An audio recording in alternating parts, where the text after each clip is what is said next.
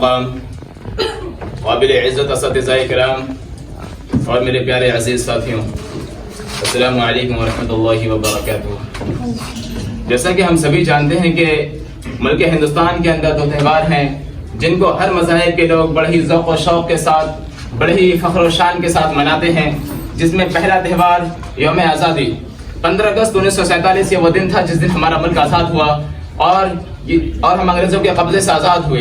یہ دن ہمیں یاد دلاتا ہے کہ ہم کبھی غلام ہوا کرتے تھے، ہمیں کسی نے آزادی دلائی ہے، ہمارے لیے کوئی قربان ہوئے ہیں، ہمارے لیے کوئی شہید ہوا ہے۔ اور دوسرا تہوار یوم جمہوریہ 26 جنوری 1950 یہ وہ دن تھا جس دن ہمارا قانون لاگو ہوا۔ ہمارا قانون لاگو ہوا اور ہم دنیا کی آنکھوں میں آنکھ ڈال کے یہ بات کہہ پائے کہ ہم صرف ایک آزاد ملک نہیں بلکہ ہمارے پاس خود کا قانون بھی ہے۔ اور یہ دن ہمیں یاد دلاتا ہے کہ ہمارا کوئی بادشاہ نہیں بلکہ ہم خود اس ملک کے بادشاہ ہیں۔ آج یوم جمہوریہ ہے اور جمہوریت کا مطلب ہوتا ہے عوام کا، عوام کے لیے اور عوام کے ذریعے۔ آج 26 جنوری ہے، یہ دن صرف ایک تاریخ نہیں، ایک تقریب نہیں، یہ ہمارے آئین، ہمارے حقوق اور ہمارے مشترکہ ذمہ داریوں کی یاد دہانی ہے۔ ہمارا قانون کہتا ہے کہ ہم سب برابر ہیں، ہمارے بیچ کسی بھی بیس پہ کسی طرح کی کوئی ڈسکریمنیشن نہیں، ہمارے بیچ سے انٹچیبلٹی کو ابالش کر دیا گیا، ہمیں ہمارے رائٹس ملے، فنڈامنٹل رائٹس ملے، ظالموں کو سزا کا مستحق قرار دیا گیا۔ لیکن یہ ساری چیزیں آج ہمارے قانون کے پننے تک صرف مستحق رہ گیا ہے، اس کی محدود رہ گئی ہے۔ آج چوروں کو، ڈکیتوں کو، ریپسٹ کو،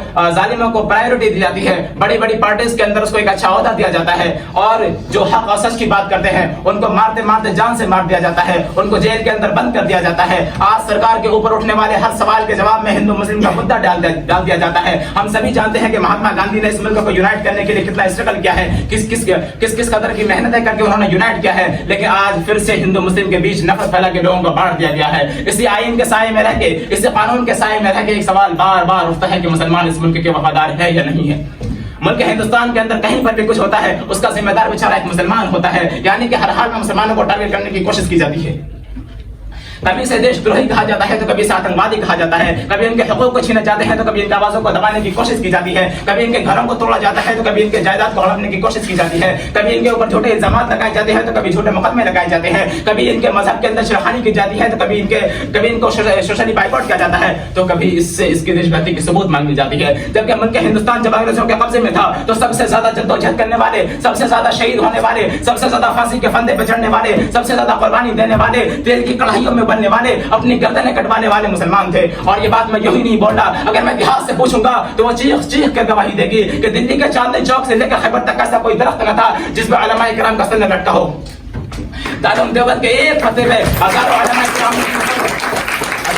کرام نے گردنیں کٹوا لی تھی۔ اگر اب بھی کسی کو شک ہے تو جا کر دیکھو انڈیا گیٹ پہ، جہاں 95,300 شہیدوں میں 62,000 مسلمان شہیدوں کے نام لکھے ہیں۔ ان سب چیزوں کے ہونے کے بعد میرے خیال سے ہونا یہ تھا کہ مسلمان جس سے چاہتا اس سے اس کی دیش بھکتی کی ثبوت مانگتا، لیکن آج یہ بڑے افسوس کے ساتھ کہنا پڑ رہا ہے، اسی مسلمان کو ٹارگٹ کر کے پوچھا جاتا ہے کہ بھائی تو دیش بھکت ہے یا نہیں، اس بات کی ثبوت دے۔ پوچھنے والے کو ذرا برابر شرم نہیں آتی۔ ہم سے دیش بھکتی کی ثبوت مانگنے وہ آتے ہیں جنہوں نے آزادی کے 52 سال تک ترنگے کا انکار کرتے رہا۔ ہمیں دیش دروہی وہ کہتے ہیں جن کے باپ دادا خود انگریز کے تلوے چڑھا کرتے تھے، جو انگریز کو لکھا کرتے تھے we are your obedient servant, ان کو پوچھنے میں شرم نہیں آتی۔ ہمیں آج جب مسلمان حق کی بات کرتا ہے، انصاف کی بات کرتا ہے، برابری کی بات کرتا ہے، اسے آتنکوادی، دیش دروہی اور پاکستانی جیسے ناموں سے پکارا جاتا ہے۔ ارے تم ہوتے کون ہمیں پاکستانی کہنے والے؟ ہمارے پاس حق تھا پاکستان جانے کا، لیکن ہمارے بزرگوں نے یہ ڈیسائیڈ کیا کہ ہم اس ملک کے اندر رہیں گے۔ ہماری عمارتیں ہیں، یہاں پہ لال قلعہ ہے، تاج محل ہے، قطب مینار ہے، ہماری جامع مسجد ہے، ہم ان عمارتوں کو چھوڑ کے کیسے چلے جائیں گے؟ اگر ہم بات کریں ہمارے بزرگوں کی، وہ اس ملک کی آزادی کے لیے لڑ رہے تھے، وہ پاکستان کے لیے نہیں لڑ رہے تھے۔ ہمارے علماء کرام جو شہید ہوئے وہ ہندوستان کے لیے شہید ہوئے، وہ پاکستان کے لیے نہیں ہوئے تھے۔ ان کی قبریں ہیں یہاں پہ،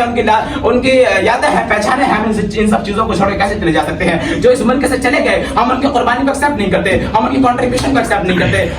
ہمارا لیڈر محمد علی جناح نہیں تھا، ہمارا لیڈر مہاتما گاندھی تھا، ہمارا لیڈر حضرت مولانا ابوالکلام آزاد تھا، ہمارا لیڈر ڈاکٹر بھیم راؤ امبیڈکر تھا۔ آج ہمارے معاشرے کے اندر اس قدر نفرت پھیلائی جا رہی ہے، لوگوں کو آج کے نوجوان طبقہ کو شریر سے نہیں بلکہ دماغ سے اپاہج بنایا جا رہا ہے، لوگوں کو آج کے موجودہ وقت کے سرکار کو نہ جانے کچھ لوگ اپنا گاڈ سمجھ بیٹھے تو کچھ اپنا باپ سمجھ بیٹھے ہیں۔ ایسے لوگوں سے کہنا چاہوں گا اپنے باپ سے جا کے کہو کہ ہندوستان کی جنتا اپنا پرانا ہندوستان مانگتی ہے، اپنے باپ سے جا کے کہو کہ دھرم و ذات کے نام پہ لوگوں کو بانٹنا چھوڑ دے، دھرم و ذات کے نام پہ ووٹ لینا چھوڑ دے۔ ہندو مسلمان بھائی بھائی جیسے نہیں رہتے اس ملک کے اندر۔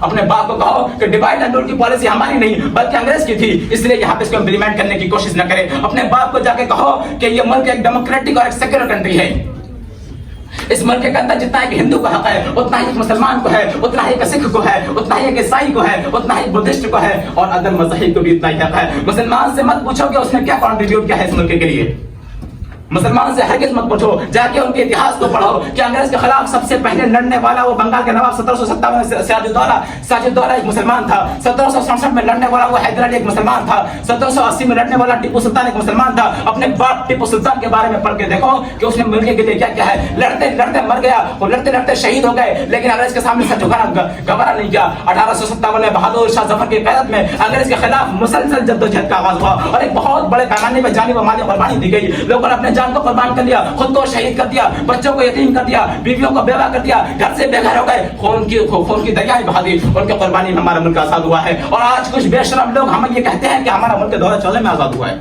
ان بہادروں کے قربانی کا انکار کرتے ہیں اور یہ کہتے ہیں کہ یہ ملک ہمیں بھیک میں ملی ہے۔ ارے یار ہمیں بھیک میں ملی ہے تو وہ جو شہید ہوئے وہ کس لیے شہید ہوئے تھے؟ ان کی شہادت کو کیوں انکار کرتے ہو؟ آخر ان کی قربانی کا کیوں انکار کرتے ہو؟ آج ذرہ برابر شرم نہیں آتی؟ جو انگریز کے تلوے چڑھا کرتے تھے وہ آج ہم سے دیش بھکتی کے ثبوت مانگتے ہیں۔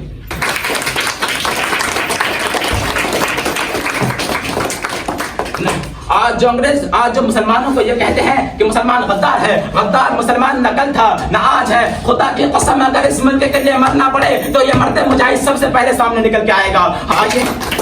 آئیے ہم عہد کریں کہ ہم ملک کی سالمیت کو، اتحاد کو اور یکجہتی کو برقرار رکھیں گے۔ خیر میں اپنی باتوں کو اس شعر کے ساتھ ختم کرتا ہوں۔ سبھی اگر خلاف ہے تو ہونے دو، جان تھوڑی ہے، یہ دھواں ہے کوئی آسمان تھوڑی ہے، سبھی کا خون ہے شامل یہاں کی مٹی میں، کسی کے باپ کا ہندوستان تھوڑی ہے۔